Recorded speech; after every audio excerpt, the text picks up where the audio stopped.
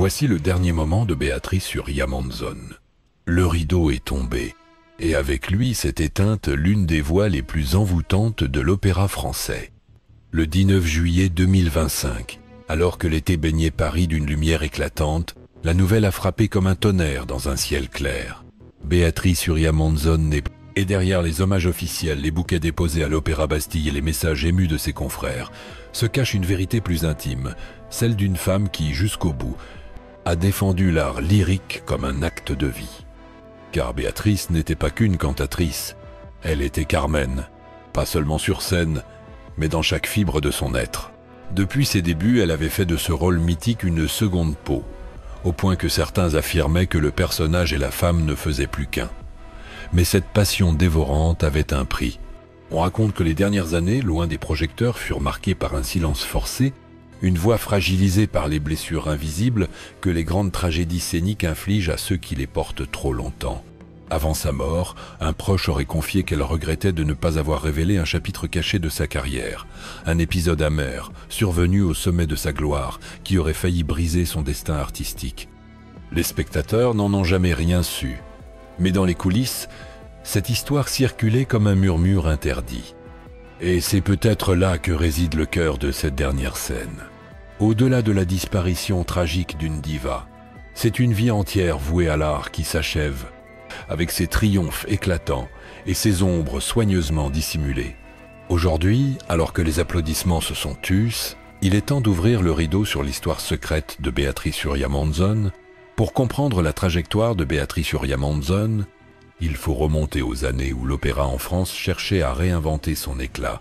Née en 1966 à Agen, dans le sud-ouest et baignée de soleil et de tradition, elle grandit loin des grandes capitales musicales. Pourtant, dès ses premières apparitions sur scène dans les années 1990, une évidence s'impose. Cette voix sombre, profonde, au grain si particulier, appartient à la grande tradition des mezzo-sopranos tragiques. Son entrée à l'Opéra de Paris marque le début d'une ascension fulgurante. Dans une époque où la scène lyrique se partage entre puristes et novateurs, Béatrice impose un style qui trouble, dramatique, sensuel, parfois dérangeant dans son intensité. Elle ne chante pas Carmen, elle l'incarne au point de lui prêter ses propres colères et fragilités. Les critiques parlent d'un magnétisme presque inquiétant. Le public, lui, se laisse envoûter. Les années 2000 voient son nom voyager bien au-delà des frontières françaises. Vienne, Milan, New York, Tokyo. Sur toutes les grandes scènes, elle porte haut la tradition française tout en osant se mesurer au rôle mythique du répertoire international. Les directeurs d'opéra la réclament, les chefs d'orchestre l'admirent, et les photographes se disputent ses portraits en costume de scène. Mais derrière ce succès planétaire se cache un univers impitoyable. L'opéra, cet art qui sublime la beauté humaine, est aussi un monde où les rivalités sont féroces, où les réputations se font et se défont en une soirée. Béatrice, avec son tempérament ardent, n'échappe pas aux tensions. Certains collègues lui reprochent une présence trop écrasante, d'autres parlent de conflits en coulisses avec des metteurs en scène peu enclins à lui laisser toute latitude artistique. C'est dans ce climat que se profile le thème central de son histoire. La gloire éclatante, mais aussi la solitude de celles et ceux qui vivent pour leur art au point d'en payer le prix fort. Entre les triomphes publics et les blessures privées, l'image de Béatrice est celle d'une femme qui a choisi de brûler sa vie sur scène, tout en gardant le silence sur les combats invisibles qu'elle menait. Et parmi ces combats, il y en a un que le public ignore presque totalement. Un épisode de sa carrière où la ligne entre passion artistique et tragédie personnelle s'est dangereusement effacée. Tout commence en 1998 à l'Opéra Bastille. Béatrice Uria Monzon, alors au sommet de sa puissance vocale, se prépare à incarner une nouvelle fois Carmen. Mais ce soir-là, quelque chose est différent. La tension en coulisses est palpable. Un metteur en scène étranger, connu pour ses visions radicales, a décidé de bouleverser la mise en scène classique. Les costumes traditionnels sont remplacés par des tenues contemporaines, les gestes codifiés par des improvisations sensuelles. Pour Béatrice, qui a toujours défendu une Carmen libre mais ancrée dans ses racines espagnoles, ce changement est un choc. Lors des répétitions, les éclats de voix fusent. On raconte qu'une dispute violente aurait éclaté entre elle et le metteur en scène, devant toute l'équipe artistique. Carmen n'est pas une poupée moderne, aurait-elle lancé, furieuse. L'incident, bien que minimisé dans la presse, marque un tournant. Dans le milieu lyrique, les rumeurs commencent à circuler. Béatrice serait difficile, trop exigeante, voire capable de quitter une production si elle ne la contrôle pas assez. Pourtant, ce soir-là, elle chante. Et elle chante comme si sa vie en dépendait. Sa voix, ardente et tragique, soulève la salle entière. Mais en coulisses, une décision a déjà été prise. Ce sera sa dernière Carmen à Bastille avant longtemps. Officiellement, il s'agit d'un temps de repos artistique. Officieusement, certains parlent d'une sanction déguisée. Cet épisode, jamais confirmé publiquement, reste l'une des blessures les plus profondes de sa carrière.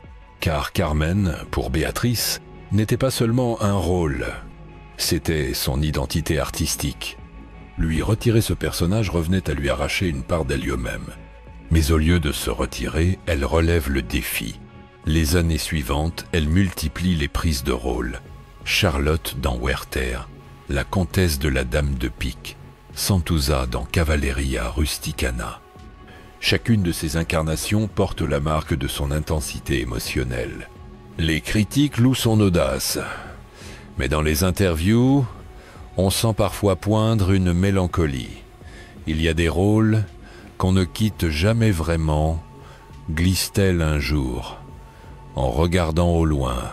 En 2014, elle est nommée directrice artistique de l'Opéra national de Bordeaux. Une consécration, oui, mais aussi un nouveau combat. La gestion d'une grande institution lyrique implique des choix budgétaires impopulaires, des négociations avec les syndicats et des compromis artistiques qu'elle n'a jamais aimé faire.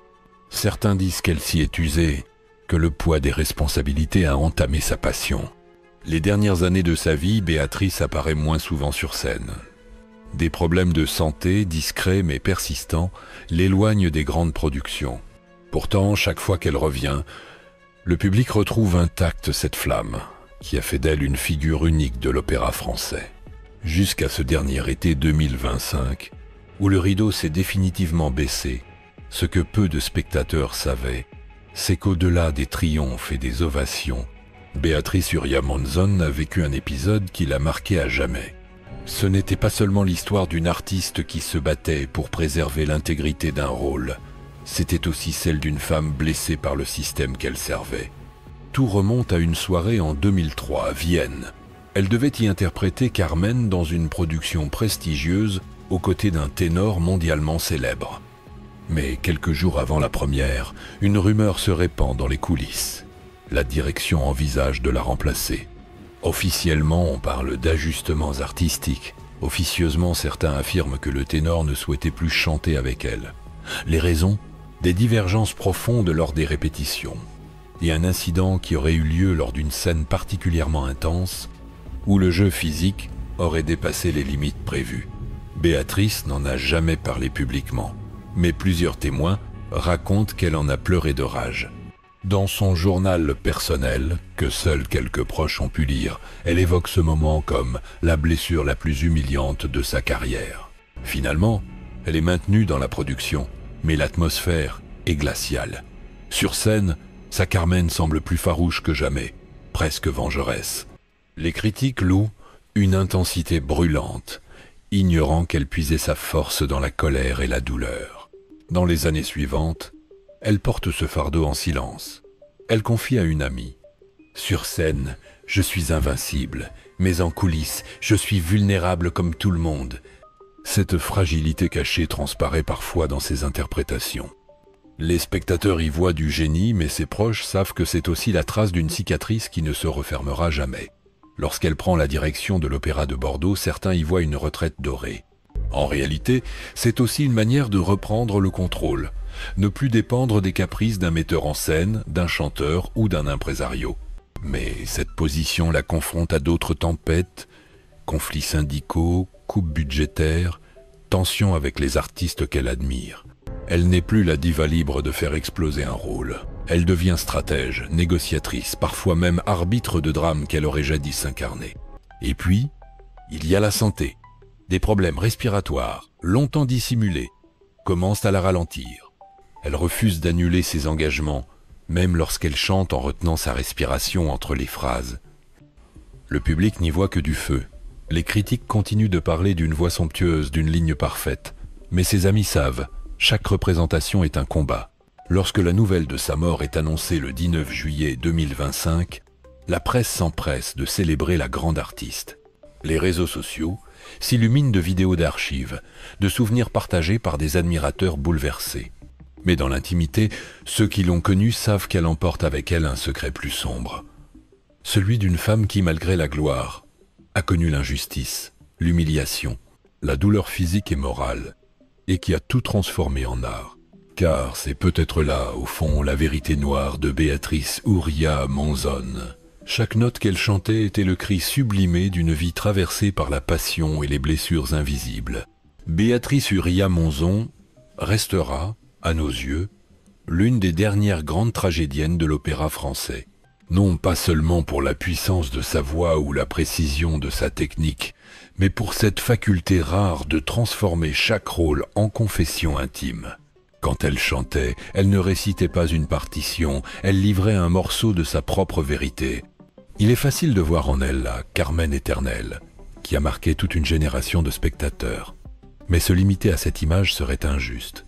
Béatrice fut aussi une Charlotte bouleversante, une Santuzza déchirante, une princesse ébolie pleine d'orgueil et de feu. Elle avait ce don de modeler sa voix comme une sculptrice façonne la pierre, avec précision, avec respect, et parfois avec violence.